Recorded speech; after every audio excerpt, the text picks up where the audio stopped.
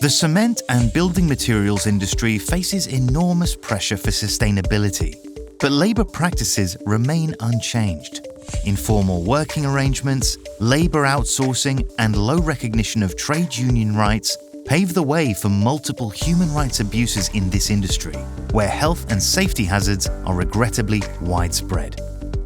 In the face of these challenges, unions can seek support on the UN Guiding Principles to enforce labour protections and improve working conditions. Unions can invoke the principles to fight union busting and unfair dismissals related to union activities, calling for the application of ILO core labour standards such as the right to form and join trade unions. When negotiating, unions can raise the UN Guiding Principles to request regular occupational hazard analysis and training on health and safety risks, as well as to highlight the company's responsibility to provide safety equipment, life insurance, and long-term disability cover. They are tools to call for an end to excessive overtime and compressed work schedules, as well as to push for better wages and employment conditions.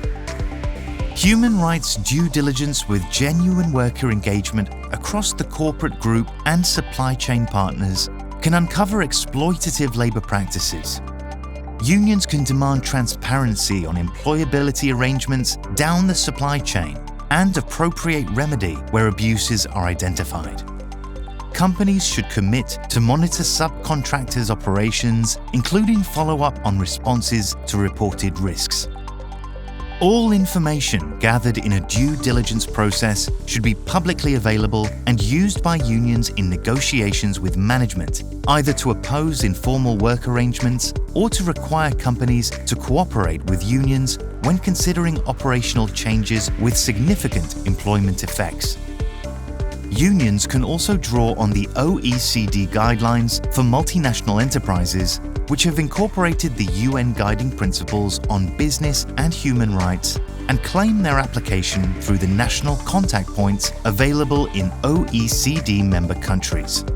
This means that unions can use NCPs that exist at the company's head office location to enforce labour rights in places where they have branches or from which they regularly source. Other commitments that echo the UN Guiding Principles are the environmental, health and safety guidelines for cement and lime manufacturing of the International Finance Corporation, as well as the call to action signed by major cement companies that sets out labour parameters for suppliers and business partners to follow. Unions are encouraged to critically assess how these commitments translate into real improvements of labour practices and to use them as a means of dialogue and pressure to expand respect for human rights in the industry.